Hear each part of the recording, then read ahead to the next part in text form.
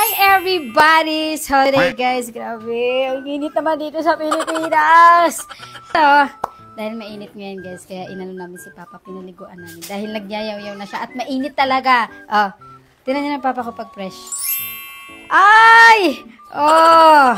Si Hilario, pag fresh. Mag-hi ka naman pa pag fresh si Papa, pogi yan. Oh, dali na. Grabe, maldita siya ngayon. Mainit kasi, kaya sabi niya, kahit naligo ako, mainit ulo ko. Sabi niya, Papa, mag-hi ka naman pa. Grabe, ito na naman tayo, pahirapan na naman tayo kakausapin. Oo, grabe yan siya, ganyan yan siya. Yung papahirapan kaya kausapin siya. Wow, fresh siya.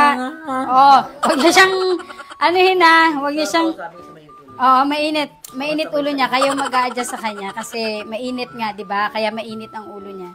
Pa, pwede ka kausapin pa? Oh, 'di ba? Ano lang siya, kailangan ayusin yung pagkausap sa kanya. Pa, may gusto ka? Anong gusto mo?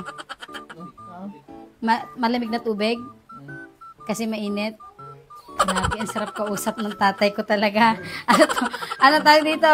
Word by, ano yan? Hay! Ano yan? Biko! Pwede sa, gusto niya ng Biko. Okay. Ay, Papa ko, pwede food trip na naman niya siya. Akin ang kutsara. Ay, sinit Biko agad. Tikman mo to pa. Ay! Oh, patikim nga ako. Hindi ko masarap itis. Hindi ba kinainitan, guys? Mainit din, di ba? Bakit kayo hindi kayo Bakit parang hulas kayo, Neng?